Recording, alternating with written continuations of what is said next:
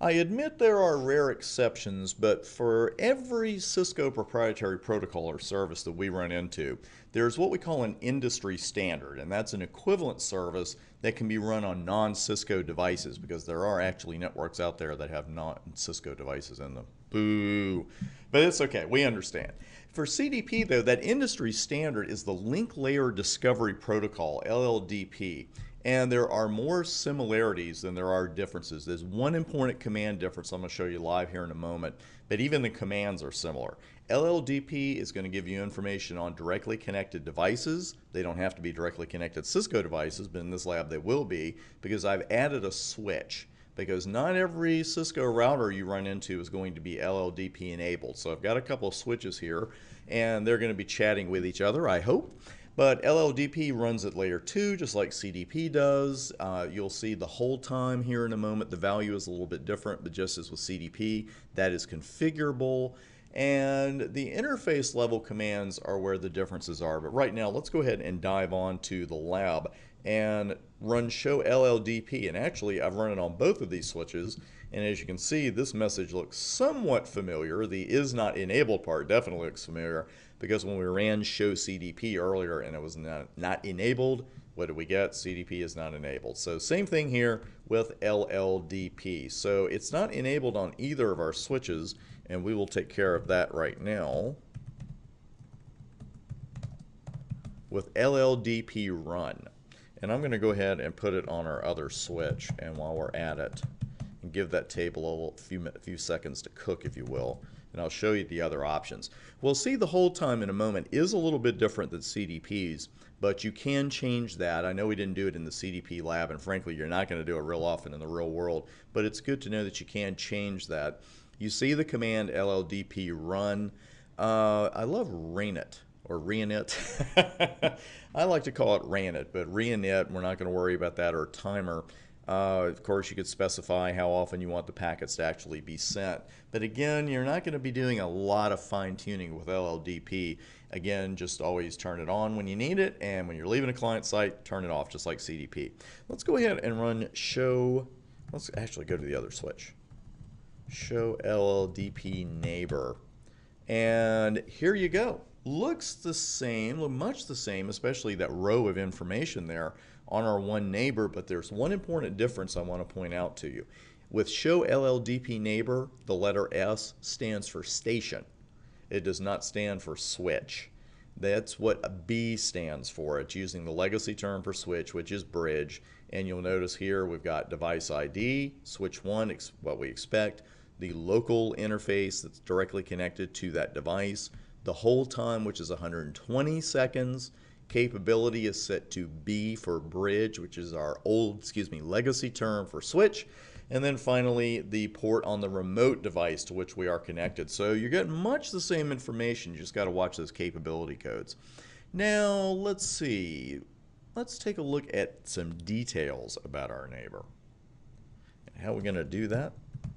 Show LLDP neighbor details. Got me. It's just detail. And you can see there's chassis ID, port ID at the top, etc., port description, system name, all good stuff to know, but then it's going to give you a system description. If it's a Cisco device, as this one is, it shows you what iOS is in use. And some interesting info that you didn't get with CDP, and that's system capabilities as compared to enabled capabilities. And that BR, of course, would indicate that this is capable of being a bridge switch and a router, but enabled capabilities are just B, because on a layer 3 switch we have to turn IP routing on, and I don't have it on that switch right now. So that's interesting stuff. We didn't see that with CDP. I also added a management address without telling you, so we'd have a management address to look at, but I did put 3111 on interface VLAN 1 on that switch, and you can see that was picked up as well. It also even tells you that auto negotiation is supported and enabled on that port, and physical media capabilities. So LLDP does give you a lot of information, not quite the same as CDP, but very close as far as the detailed information goes. Now, let's work with LLDP globally and at an interface level.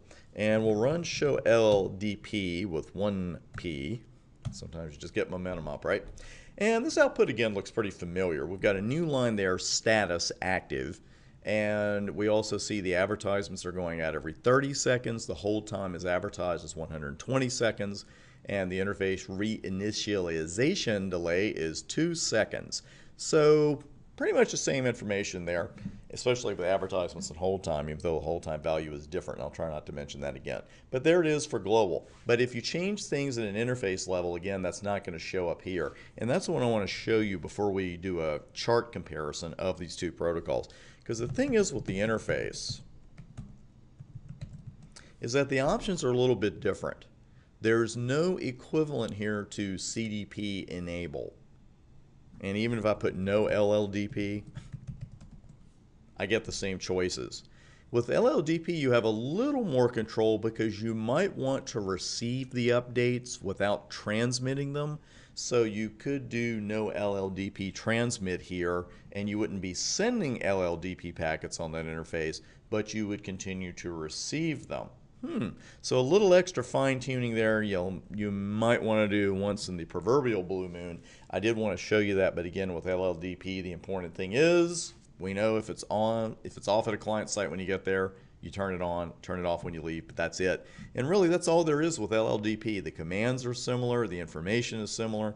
Watch the difference on the interfaces, and you will be gold. I did want to compare these two, and I made the chart extra big here, so let's slide that over. Quick reminders, Cisco proprietary, CDP is, LLDP is not. They both run at layer 2. They both have a configurable hold time. CDP's is 180 and LLDP's I'm not going to mention again. You can configure them both globally to enable and disable with run and no run, you putting the protocol name in the middle, of course.